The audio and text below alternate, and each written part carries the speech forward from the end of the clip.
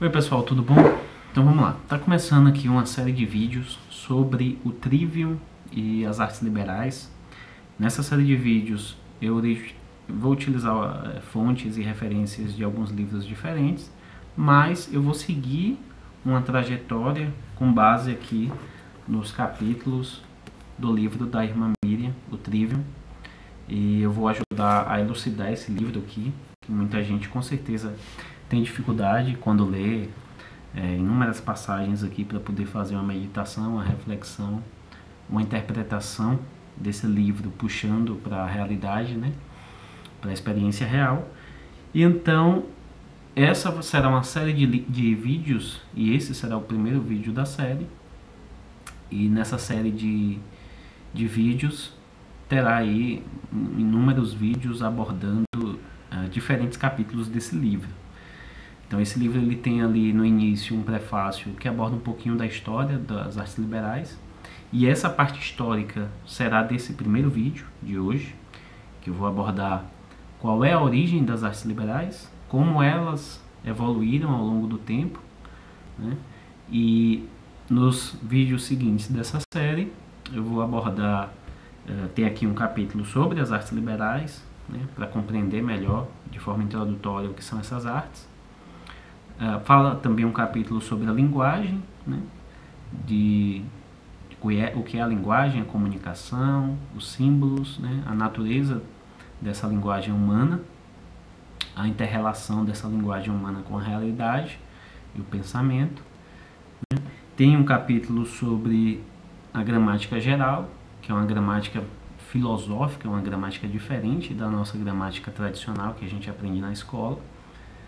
E enfim, tem aí uma porrada de capítulos na parte lógica, né, que abordam aí aspectos da lógica, né, os termos, as proposições, o silogismo, as falácias, e faz um fechamento aqui, esse livro faz um fechamento na parte poética, de composição, de leitura, abordando sobre métrica, sobre rima, sobre tipos diferentes de discursos poéticos, né, porque você tem tragédia, você tem romance, conto, novelas, enfim.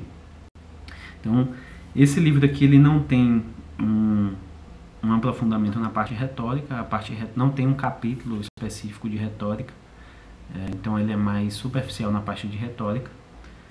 Provavelmente, quando eu finalizar essa série de vídeos, né, em cima do livro, eu devo fazer também um complemento com a retórica do Aristóteles, para poder fazer um melhor apanhado da parte retórica, tá certo? Bom, então é isso. Nesse primeiro vídeo aqui, eu vou me concentrar na parte histórica. Só que nessa parte histórica aqui do livro, no prefácio, ele é bem um resumozinho bem resumido dessa parte histórica, né?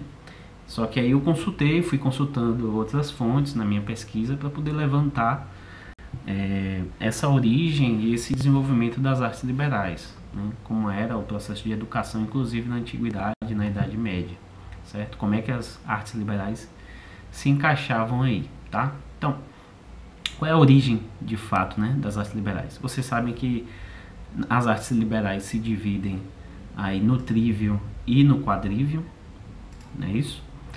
E dentro do trivium a gente tem a gramática, a lógica e a retórica. Veja que lá nos pitagóricos eles já tinham um grande foco na aritmética, na geometria e na música, né? Inclusive faz-se uma referência ao surgimento da música também com os pitagóricos, certo? Então essa parte do trivium, do quadrivium na verdade, né, que o quadrivium você tem aritmética, geometria, música e astronomia. Você já tem aqui nos pitagóricos 3 dessas disciplinas que eram muito estudadas por eles, até porque eles viam número em tudo, não é isso? Eles tinham uma compreensão do cosmos, né, a cosmologia deles era muito centrada no número. Então essas 3 artes para eles eram muito importantes, certo? Beleza. Bom, então ainda lá na Grécia, a gente tem um livro de Platão da República. Nesse livro da República, o Platão acaba falando um pouco sobre o ideal, um ideal educativo, né, da República, e ele vai falar sobre toda uma trajetória de vida de um ser humano na cidade ideal lá, que até os 20 anos, né, até os 20 anos a educação que prepara para as duas funções, né, que ele divide lá em funções do guerreiro, do rei filósofo, enfim. E aí até os 20 anos a educação que prepara para as duas funções, que é a do regedor e a do guerreiro, é a mesma, né? Platão vê primeiramente uma espécie de jardim de infância, coisa que nunca aconteceu naquela época. E aí, enfim, nessa parte de até os 20 anos era uma educação focada ali em narrações, em cânticos, em jogos, numa parte mais literária e numa parte lúdica, né? Beleza, isso você vê ali na República de Platão. E depois desse período aí, havia uma introdução progressiva, né? Isso é a ideia de Platão, havia uma introdução progressiva na música com recitações de poetas. Então você entra ali na parte que, veja, inclusive na gramática do Trivium, a parte da poética entra aí na gramática do Trivium, né? Dependendo também até a crítica literária. Então aqui na República de Platão, ele menciona, né, como um ideal educativo essa introdução da música com recitações de poetas e tal. Bom, enfim, e também a questão da ginástica, né? E dos 16 aos 20 anos faria-se uma espécie de iniciação ativa dos jovens na vida militar. Enfim, dos 20 aos 30 anos, né, os mais idôneos estudariam certas matérias propedêuticas, né, que são nada mais do que a matemática pitagórica, também com desdobramento na geometria plana e sólida. Então você tem, né, uma educação na criança, na adolescente e no jovem ali, adulto, passando pela narração de histórias, cânticos, né, a parte lúdica, uma parte de histórias, uma parte de literatura, uma parte de música com poesia, uma introdução na matemática, na geometria, para após 20 anos, e desses aí que vão confirmando suas capacidades, aí sim, né, dos 30 aos 35 anos, começariam a se exercitar na dialética, né, que seria a lógica, ao passo que os menos idôneos seriam destinados à função de guerreiro. E aí, depois desses 35 anos, né, teria um longo período prático como funcionário do Estado, só os 50 anos que seriam deixados como livres para poder exercer o dever de um filósofo regente, né, do filósofo governante, por assim dizer. Beleza? Então, na República de Platão, ele coloca ali um ideal político e educativo que perpassa por disciplinas das artes liberais, né, culminando ali na dialética, na lógica. Tá? Então, pegaria a lógica, pegaria a geometria, a aritmética, uma parte da gramática também, certo? Beleza. Então você vê que já nos gregos ali e antes no Pitágoras, que é um pré-socrático, você já tem um certo... algumas dessas disciplinas já eram trabalhadas, não é isso? E em Aristóteles, a gente vê, em Platão a gente vê também, mas em Aristóteles a gente vê como as artes úteis, né, as artes mecânicas, elas eram consideradas indignas ao homem livre. Porque o que acontece? As artes liberais, né, elas são artes liberais, né? O que significa esse liberal? Esse liberal significa que é uma arte voltada para o homem livre. Então, a ideia é transformar o homem em um homem livre, né? Desenvolver esse homem para que ele possa ser um homem livre. E ele vai ser livre a partir do momento que ele tiver passado por essa educação dessas disciplinas, né? Para que ele consiga exercer a sua função mais importante, que é a função racional, aquela função que o diferencia de todos os outros animais. E então, você veja que, isso é uma coisa que eu vou abordar melhor no vídeo seguinte, mas você veja que existem diferentes tipos de arte. Existem artes liberais, artes belas, né, como uma pintura, como um poema, e você tem artes úteis, né? Artes úteis são artes para produção de bens, fabricação e produção de bens, né? Seria aí basicamente o que nossa educação hoje em dia é voltada, é uma educação utilitarista, uma educação voltada para aquilo que é útil, né? Que tem um fim específico prático, e para você produzir algo ou prestar um serviço, certo? E essas artes úteis na antiguidade, elas, aqui em Aristóteles e em Platão, elas eram de certa forma consideradas indignas, né, do homem livre. O estudo, na verdade, deveria ser um estudo desinteressado, um amor ao conhecimento e um amor à verdade, né? A educação ela não tinha uma finalidade profissional, de exercer uma profissão. Veja que os homens eles eram divididos, né, antigamente em, vamos supor, trabalhadores, né, e aqueles que tinham tempo livre, né, e a aristocracia, inclusive, que tinha tempo livre. E quem tinha esse tempo livre fazia-se esse processo de educação clássico para se transformar em um homem livre, para que ele, inclusive, soubesse lidar com esse tempo livre, né, com esse ócio, para que ele pudesse pensar, contemplar, especular sobre diversos assuntos, certo? Bom, então essa educação não tinha, né, a educação aqui em Aristóteles não tinha uma finalidade profissional, tá ok? A finalidade era uma finalidade de especulação, uma finalidade voltada para o intelecto. O objetivo era a educação intelectual, né? E também uma educação moral baseada nos hábitos e na moderação, na temperança, no domínio de si próprio, né? A educação tinha esse fim. Veja, tem uma aula do COF que eu acho que é das primeiras aulas do COF, não sei se é 10, 11 por aí, que o Olavo fala sobre educação social, educação intelectual e educação moral. E aí o Olavo diz, né, ele vai dizer que a nossa educação hoje em dia ela é uma educação mais social, né? Por quê? Porque é uma educação que visa fazer o homem desempenhar um papel na sociedade. O homem ocupar um espaço na sociedade. Então, você vira um psicólogo, vai atender pacientes, um médico, um administrador, uma enfermeira, um engenheiro. Você ocupa ali o seu espaço na sociedade e desempenha a tua arte útil, né? Servindo, né, alguém, produzindo algo para alguém ou prestando um serviço para alguém. Mas essa educação, que é a educação social, a parte intelectual dela ela é muito, como é que se diz? Não é tão desenvolvida como antigamente, né? Porque, por exemplo, a gente inclusive não estuda, a gente não tem uma matéria de lógica, a gente não tem uma matéria de retórica. E o próprio ensinamento da gramática não é como era antigamente, nesse sentido, na gramática geral, na gramática mais filosófica. Uma gramática que dialoga com a metafísica, com a ontologia, para a compreensão da realidade.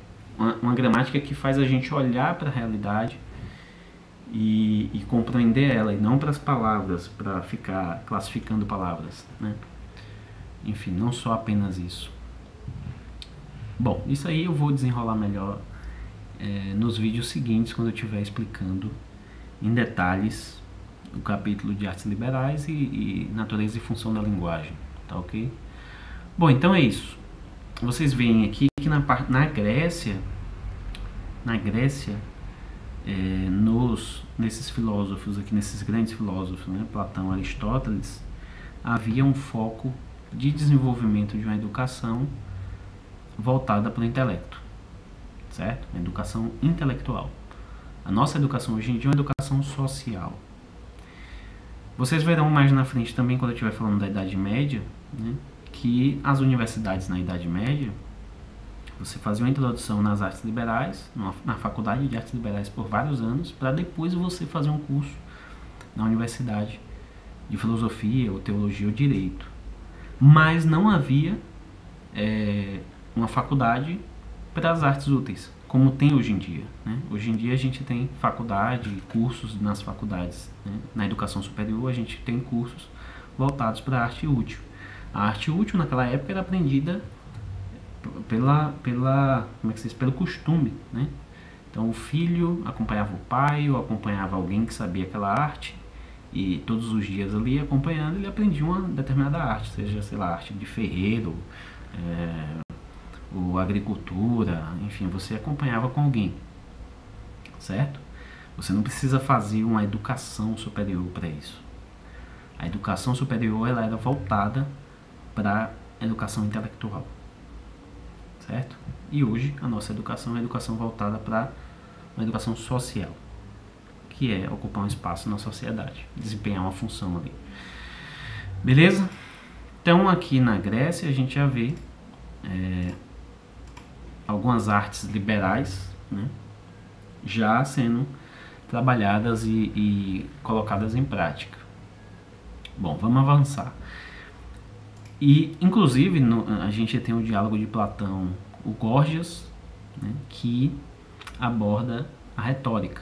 Né? Então, o Sócrates vai lá conversar com o Gorgias e com o Polo, depois do Gorgias, para indagá-los sobre o que é a retórica, né? Qual é o papel da retórica, qual é o objeto da retórica, a retórica visa o quê. E aí eles vão ali num diálogo para o Sócrates tentar fazer uma investigação correlacionando a retórica com o bem e com a verdade. Se a retórica consegue fazer um discurso, se a persuasão da retórica é uma persuasão voltada para a justiça, para o bem, né, para a verdade, ou se não é uma retórica usada pelos sofistas para, no final das contas, a lei do mais forte, né, fazer aquilo que me interessa. Então a gente tem o diálogo de Platão, Gorgias, que é focado nesse tema da retórica.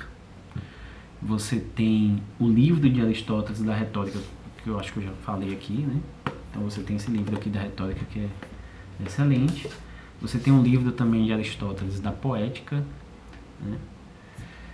E você tem também o grandíssimo livro de Aristóteles do órgano, né? Você tem aqui o órgano. Tem aqui um capítulo sobre as categorias da interpretação, enfim, não vou abordar muito isso aqui não, é só apenas para citar, para mostrar para vocês como essas artes liberais, elas já foram bem sistematizadas aqui, inclusive em Aristóteles, né, a lógica, a retórica.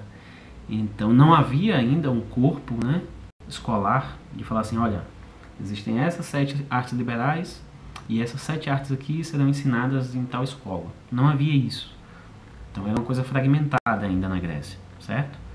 Mas essas artes estavam sendo muito bem, né, de forma fragmentada, investigadas, sistematizadas e ensinadas, certo? Bom, então vamos avançar, né? Saindo da Grécia ali, antes de chegar no cristianismo, a gente vai ter o mundo helênico.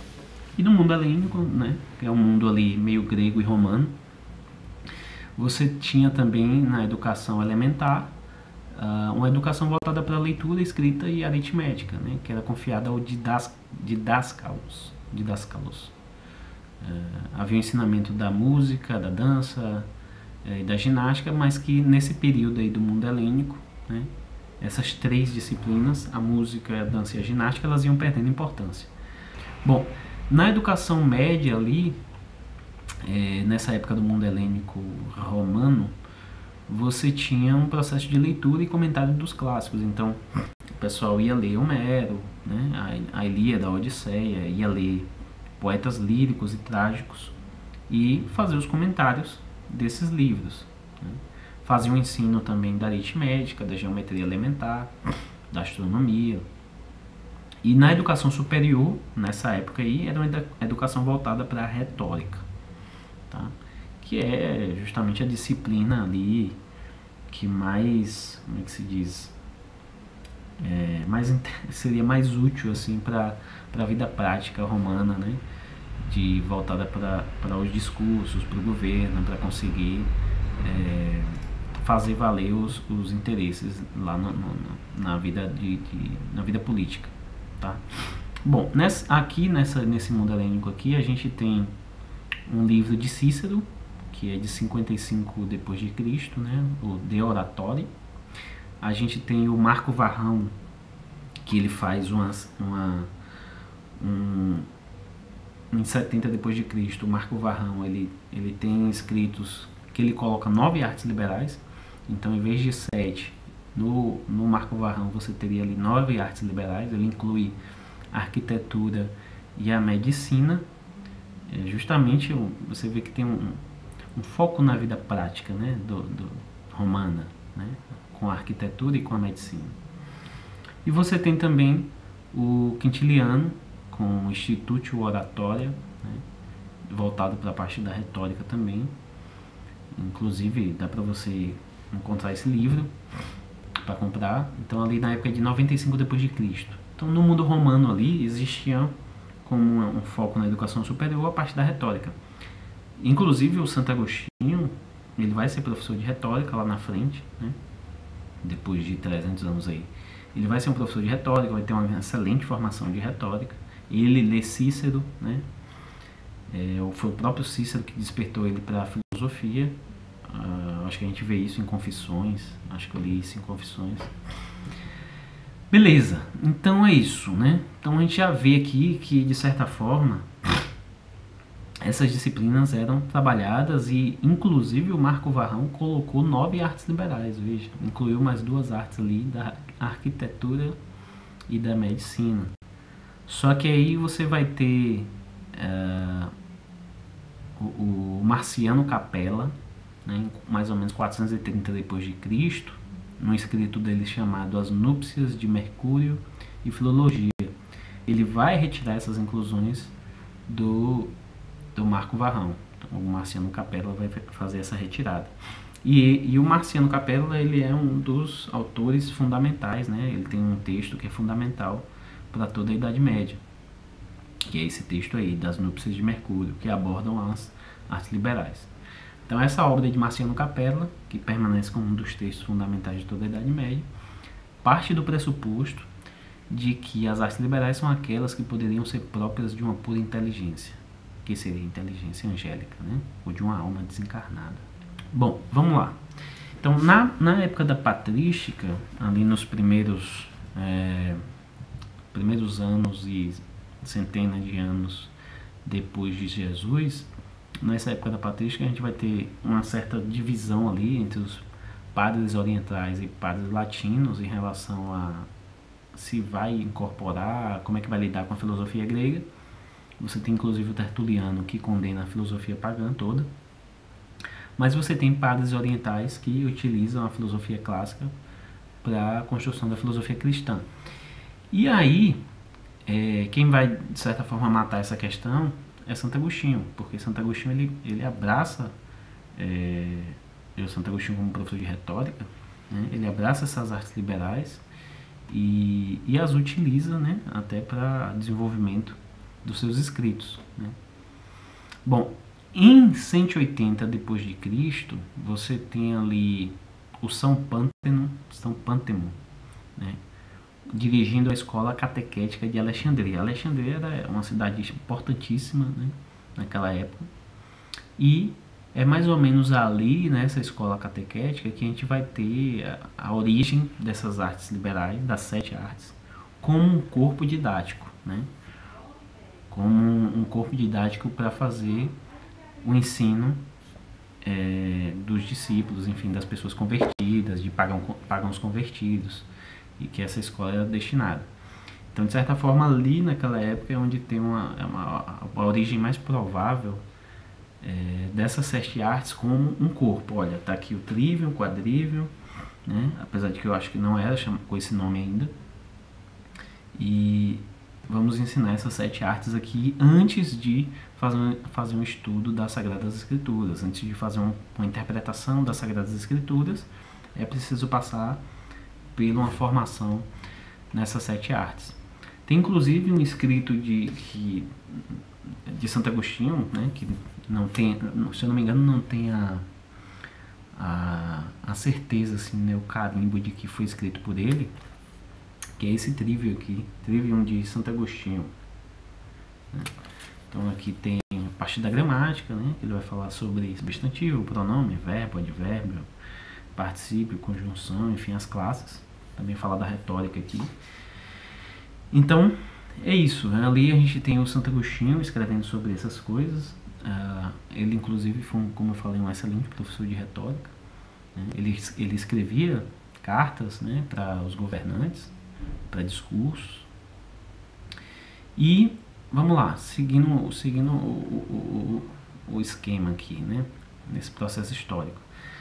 Então, ali em Alexandria, você já tem mais ou menos esse corpo de disciplinas que vai sendo, né, levado durante a Idade Média, né, através de textos fundamentais, como eu falei, do Marciano Capella. Você tem o Boécio, também ali mais ou menos em 500 depois de Cristo, que o Boécio vai fazer uma série de traduções pro latim, né, das obras lógicas de Aristóteles.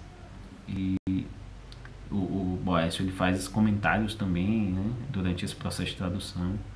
E aí ele compõe inúmeros opúsculos teológicos, né? E você tem também, ele tem uma obra principal que é mais conhecida, que é a Consolação da Filosofia, que tornou ele famoso.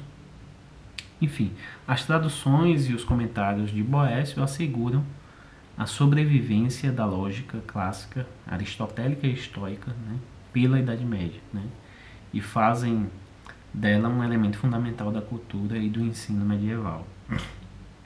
Beleza, ali mais um pouco para frente a gente tem um escrito de Cassiodoro chamado Institutiones, né, Letras Divinas e Seculares, que aborda também as artes liberais, além de teologia, mais ou menos em 550 depois de Cristo. Bom, a gente vai ter no século VII, né, é um período ali de 600 a 700, é um período meio obscuro da história medieval, porque, enfim, não tem muitos escritos, ou praticamente não tem, mas essa cultura vai se mantendo viva ali, né, através de algum monge ali, algum erudito, né, que iria fazendo ali a transmissão desses escritos. E você vai ter ali em 600 depois de Cristo Isidoro de Sevilha, que ele compôs uma série de obras que deveriam servir para as escolas monásticas e episcopais, né, onde se formavam os clérigos. E a obra mais importante desse Isidoro é intitulada Etimologias, né, que é uma espécie de enciclopédia em 20 livros, onde se encontra condensado todo o saber ali da época, que incluía artes liberais, incluía agricultura, outras artes manuais, enfim, era uma enciclopédia que também foi muito importante aí na época da Idade Média. Vamos lá, segue o jogo. Mais para frente a gente vai ter o Renascimento Carolíngio, né, com o Carlos Magno e o Alcuino. Então, nessa época do Império Carolíngio, o Carlos Magno, né, ele fez um grande esforço para estabelecer um grau de cultura nos clérigos, e porque nem todo mundo sabia ler e escrever, né? E aí, de forma que esses clérigos pudessem difundir a cultura, né, instituir novas escolas. E aí o Carlos Magno, ele criou ali, junto da sua corte, a Escola Palatina, né, a Academia do Palácio. E para a direção dessa academia, dessa escola, ele colocou Alcuino. Isso ali já por volta de 780 depois de Cristo, né?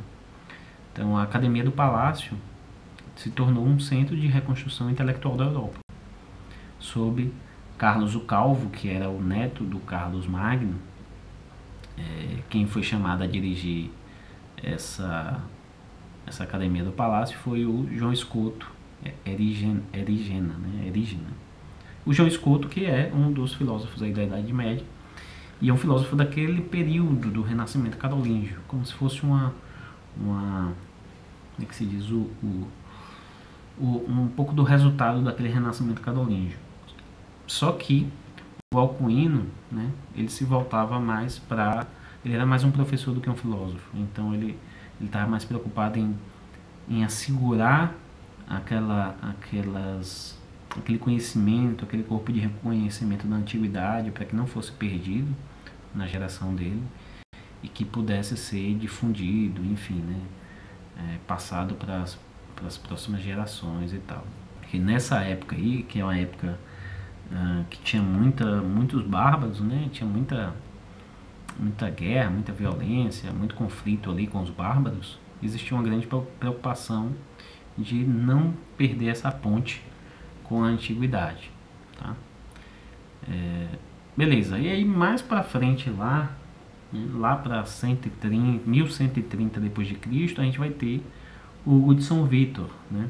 E o Hugo de São Vítor, inclusive, tem um escrito, o Didascalicon, que nesse Didascalicon ele aborda, né, as artes liberais. São 7 livros. Desses 7 ele aborda as artes liberais em 3 livros. Aborda a teologia, né, as Sagradas Escrituras. Aborda também como fazer uma meditação religiosa. E aí no Didascalicon, o Hugo de São Vítor, uma coisa bem marcante para mim, quando eu li, foi que ele falou, acho que é bem no início, né? De todas as coisas que devem ser buscadas, a primeira é a sabedoria, o Logos Divino, na qual consiste a forma do bem perfeito, né? Então aquilo que a gente deve buscar em primeiro lugar é a sabedoria. A sabedoria com S maiúsculo, né? E aí como é que a gente chega a essa sabedoria? A gente tem 5 etapas de um ciclo, né, que a gente tem que estar sempre fazendo, de certa forma. E né, quais são essas? Né? A leitura, a meditação, a oração, a vida prática, a ação, né? A vida moral e a contemplação. Na leitura, né, o que é que ele vai dizer? Né? Quais são as artes que devem primeiramente ser estudadas? Então, Hugo de São Vítor vai dizer: elas constituem como os instrumentos e princípios mais excelentes pelos quais se prepara ao espírito a via para se alcançar o pleno conhecimento da verdade filosófica. Né? Então, são instrumentos que preparam o espírito a via para se alcançar a verdade filosófica. Daí terem recebido o nome de trivium e quadrivium, como vias, né? Como instrumentos, essas disciplinas da gramática, retórica e lógica, né? Para que a gente pudesse chegar no conhecimento da verdade. Porque são vias pelas quais o Espírito vivo penetra nos segredos da sabedoria. Veja, isso aqui é muito interessante, porque a retórica, a lógica e a gramática, de certa forma, no dia a dia, uma criança, né, quem não estuda, a gente está aplicando a lógica o tempo todo. A gente está aplicando a retórica o tempo todo. Porque a gente quer persuadir a nossa esposa, quer persuadir o filho, quer persuadir o amigo, convencer de alguma coisa, convencer de alguma ideia, ou a fazer tal coisa, né? E a gente faz uma aplicação, né, dessas artes. Da lógica no sentido porque não haveria uma comunicação que não fosse lógica, né? Não haveria um diálogo se não houvesse a lógica, para que a gente pudesse compreender um raciocínio, né? Uma proposição, uma afirmação de alguém. Só que quando a gente vai partir para estudos que exigem um nível maior de precisão, um nível maior de clareza, né, a gente precisa estudar essas disciplinas, porque elas são a via que vai dar para a gente a razão reta, como diz Santo Tomás, né? O raciocínio preciso, para que a gente não cometa distorções que farão toda a diferença, em uma reflexão filosófica, em um pensar filosófico. Então essas disciplinas aqui em Hugo de São Vítor, você vê claramente que elas são o primeiro passo, os instrumentos e o primeiro passo para buscar, para se chegar a essa sabedoria com S maiúsculo. Ele vai falar mais para frente no Didascalicon sobre as Sagradas Escrituras, né? E como é que eu posso fazer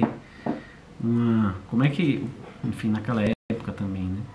Como é que você pode pegar esse livro aqui e fazer uma interpretação sozinho, como os protestantes fazem.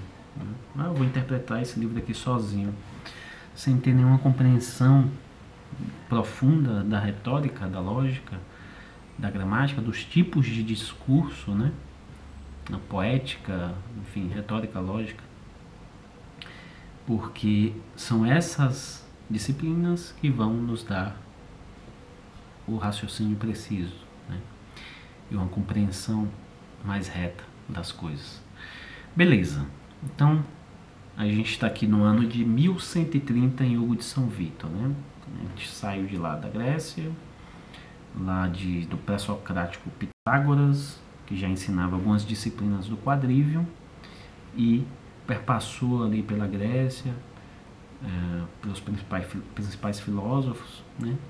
Os sofistas, eu não mencionei os sofistas, mas os sofistas utilizavam muito da retórica. O diálogo Gorgias, né, de Platão, o Gorgias é um sofista. Então os sofistas utilizavam muito da retórica e ensinavam, né, cobravam por esses ensinamentos aos filhos dos aristocratas. Então, de certa forma, você vê que essas disciplinas, elas sempre foram trabalhadas, né? Sempre foram dadas muita importância para um processo de educação intelectual. No livro da poética do Aristóteles, no livro da política do Aristóteles, eu não estou com ele aqui, mas ele fala mais ou menos assim, que, poxa, a educação, você teria 3 objetivos, mais ou menos, né? Uma educação, a gente vai educar as pessoas com que finalidade? Uma finalidade de utilidade, né? Utilidade no sentido de uma vida profissional, uma educação social, como é hoje em dia. Então, a educação enquanto utilidade, a educação enquanto formação de virtudes, uma educação moral, ou uma educação intelectual, uma educação para o desenvolvimento do intelecto humano, daquilo que realmente nos faz homem, né? Uma educação voltada para uma formação da personalidade, tendo o seu culminar inteligência, né? Você tem aí esses três objetivos de educar. Educar para quê? Né? Para aquilo que é útil, para ser bom e para buscar a verdade. Os antigos, né, e os medievais, eles focavam em educar para ser bom, em educar para buscar a verdade, né? E para buscar a verdade de forma precisa, com a razão reta, com um bom raciocínio, com clareza e precisão, nós precisamos dessas vias das artes liberais, certo? Como disciplinas introdutórias, que vão facilitar o pensamento filosófico. E, infelizmente, não é isso que a gente vê hoje em dia na nossa educação. Na nossa educação, inclusive, querem tirar a gramática que existe, né? O que sobrou da nossa gramática vai se retirando, e agora quer se retirar o que ainda tem da nossa gramática. E aí já não tem mais retórica, não tem mais lógica. A lógica que é ensinada é uma lógica de sistema, né, em cursos de programação. Então, não é uma lógica para dar liberdade ao homem, né, para que ele não seja, e uma retórica também, para que ele não seja facilmente persuadido por políticos, por propagandas, por marcas. Então, o homem do nosso tempo, ele meio que está de peito aberto, né, sem ter as armaduras do trivium, né? As armaduras das disciplinas da mente e da linguagem, né? Sem ter essas armaduras da retórica e da lógica, o homem ele fica suscetível, né, aos discursos, a ser movido pelas paixões dos discursos políticos, né, e de propagandas e marcas e outras coisas que podem convencê-lo. Beleza? Beleza. Então é isso. Nesse processo histórico, um pouquinho mais para frente, ali de Hugo de São Vito, vai desembocar na criação das universidades. E veja, no medievo e mesmo em tempos posteriores, né, os estudantes entravam na universidade com menos idade do que acontece hoje em dia. Então, veja, meninos de 13 ou 14 anos já frequentavam os bancos universitários. O curso de artes durava entre 4 e 6 anos, dependendo da universidade. Em Oxford, né, eram 5 anos, 5 ou 7, 5. Enfim, e pelo menos até certa época o estudante deveria formar-se na faculdade de artes antes de que pudesse proceder à teologia. Então, você tinha que passar pela gramática, pela retórica e pela lógica antes de você fazer interpretação das Sagradas Escrituras. Tá? E aí, logo depois ali da escolástica, a escolástica ela é o cume desse tipo de educação, né? A escolástica com seu método, né, de ensino, debate, vai produzir ali grandes gigantes, né? Você vê que desde a antiguidade, na verdade, esse tipo de educação produziu gigantes, vai produzir outros gigantes posteriormente, mas, enfim, como Shakespeare, né, o Camões e outros, o Dante, né? Só que você vê que em 1630, o próprio livro do Trivium menciona que em 1630 o Jean Comenius, através da sua máquina didática, ele vai dar início a um processo da pedagogia moderna. E nesse processo da pedagogia moderna, as artes liberais vão sendo desvalorizadas. E aí você tem um processo de desvalorização dessas artes, até culminar aí no nosso século, excluindo esse tipo de disciplinas como latim, disciplinas como grego, que dariam disciplinas humanísticas que dariam uma formação humana, né, completa para o homem, uma formação mais intelectual. E aí passa-se a restringir disciplinas voltadas para a educação social que a gente tem hoje em dia, que é a educação útil, que visa aquilo que é útil. Tá certo? Então pronto, é isso. Nessa primeira aula eu queria abordar essas duas perguntas, né? Qual é a origem das artes liberais e como foi o processo de desenvolvimento dessas artes, como essas artes eram importantes na Antiguidade e na Idade Média. E por que faz sentido resgatar essas artes, né? Porque elas são as vias para que a gente possa buscar a verdade, através de uma educação intelectual. Certo? Eu não estou estudando para... estou estudando para quê? Né? A gente sempre... quando alguém pergunta, né? Você está lendo para quê? Eu estou lendo para ganhar mais dinheiro. Estou lendo para ter a minha profissão. Então, quando a gente dá esse tipo de resposta, a gente mostra claramente que nossa educação é educação social. Educação para ocupar um espaço na sociedade, para ganhar dinheiro. Né? E antigamente não era isso, né? O foco. O foco era, tá estudando para quê? Tá lendo esse livro para quê? Para que você tem essa biblioteca? Bom, eu tenho isso para buscar a verdade, para desenvolver a minha inteligência, desenvolver a minha vontade, ter uma vida moral e uma vida intelectual para buscar a verdade e o bem. E nesse caminho, como uma introdução, nós temos as artes liberais. Tá certo? No próximo vídeo, o segundo vídeo da série, eu vou abordar o capítulo 2 desse livro da irmã Miriam, um capítulo sobre artes liberais. E é isso aí. Até o próximo vídeo.